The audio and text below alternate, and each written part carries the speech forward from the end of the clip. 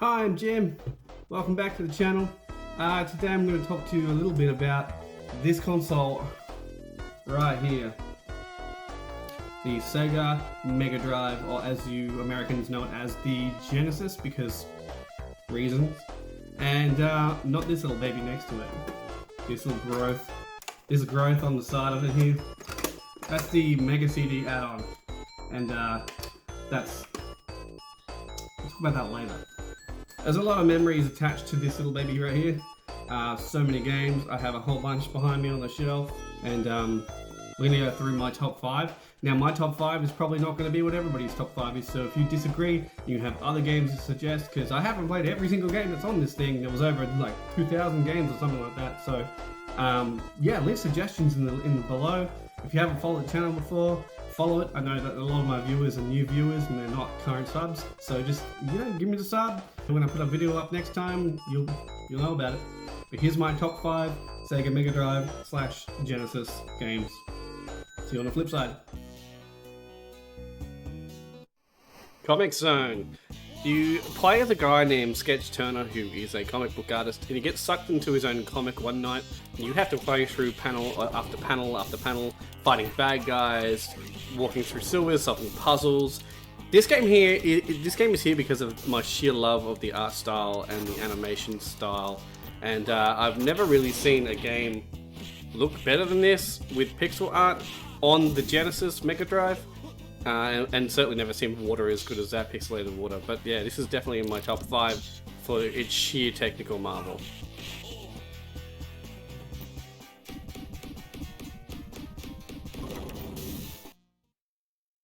It starts. What can you say about The Lion King? I had this game growing up. Shortly after the movie came out, my parents were like, well, here's a Mega Drive, it was on special and with The Lion King, so I had the Lion King bundle. And we played it and played it and played it and played it to death. For the longest time, we couldn't finish it. It was one of the hardest games I had played as a kid, and it's still pretty hard now. I was capturing the footage for this playthrough, and I got pretty far to the end of the game. I did not continue to the end of the game because I was 2 levels off, and I was like, I got enough footage. And I just... yeah, still had a ball with it though. It's probably the game I got the most footage for. But yeah, we had this game growing up, and it really stuck with me. Everything from the animation to the music, even the Mega Drive version, even if it isn't as good as the Super Nintendo version with the music at the time. But I didn't know because I didn't have a Super Nintendo, so it didn't matter to me. But the gameplay itself is really strong platforming. Like I said, the animations are really great. It's like they're hand-drawn, but obviously they're pixel art still, but it was done in such a way that, it really sort of reminisced about the movie when you played it. And it followed the movie from pretty much every scene to scene, so you actually start off in the Pride Lands and go all the way to Pride Rock at the end when you face Scar. And it was such a polarizing thing as a kid to play through, because it was just like, well, I can play the movie. And it was my first experience with a video game where I can actually sit down and play the movie where a character, grows up during. So yeah, this is definitely my top 5.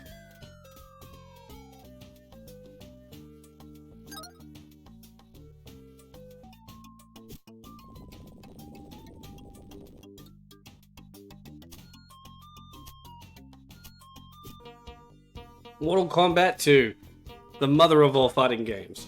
We spend so much time, my brothers and I, at the arcades playing this game, that when it came to Master System and Mega Drive and Super Nintendo and the consoles at the time, we just could not wait to get it.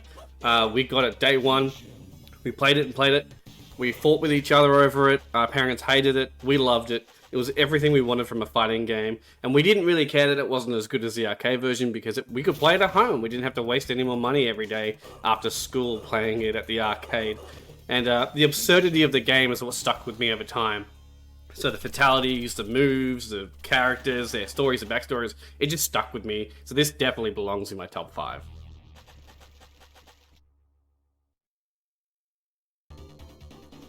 Phantasy Star 4, The End of the Millennium. Now, this game and this series I didn't really get into at the time when the Genesis and the Mega Drive was new and current. I certainly didn't play them as a child. I played the first Phantasy Star game was Phantasy Star Online, probably like a lot of people actually who never grew up earlier on. Although I did grow up with them earlier on, I just didn't know about them. So my first one was the online one, and so I was really interested in its backstory and its characters and what led up to the online world. So I went back and actually bought the cartridges of the older games much later in life when the Mega Drive wasn't even current. So this is a much later addition to my top 5. But I've grown to love this series and grown to love this one specifically over time, just for its art style, its characters, the story itself, and just the move sets you get. And the finesse of the RPG was on par with anything Final Fantasy had on the other systems, so definitely my top 2 game.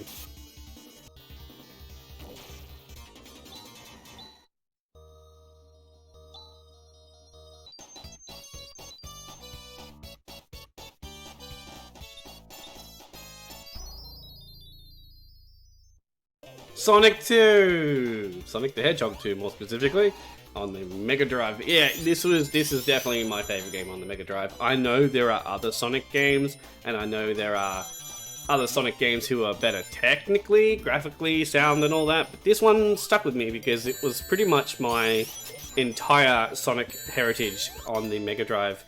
I had the first game, for a short time before somebody stole it. We won't go there, but the second game we had, and I played and played and played and played and played. I constantly go back to this game. This is a game that I play all the time, even now. And it has so many good qualities about it. The music is fantastic, the art style is fantastic, Sonic as a character is great. And there's this neat thing you can do if you have Sonic and Knuckles. You can actually lock on Sonic 2 with Sonic and Knuckles, and you can play the entire game through as Knuckles the Echidna, which is happening right now. But yeah, that was another thing we could do, so it's basically 2 games in one, really. And I love playing through as Knuckles, because you could fly, and then you couldn't punch anybody at this time, but yeah, flying around was great. And you could get to a lot of extra secret areas that you couldn't get to before because they were too high up, you climb buildings and whatnot. But yeah, Sonic 2, my favourite game on the Mega Drive Genesis. And yeah, you probably won't agree with me, but yeah, here we are.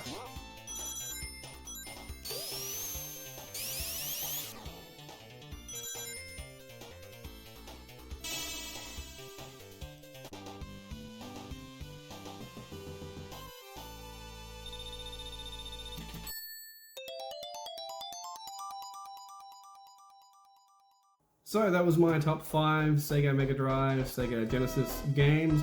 What did you think? Did you think I have good taste? Do you think I have bad taste? Let me know in the comments below, and tell me your favorites as well. Don't forget to sub, give me a like, and then check me out on the Discord and Twitter and all that fancy stuff. It's all linked in the bio. So I'll see you soon. Peace.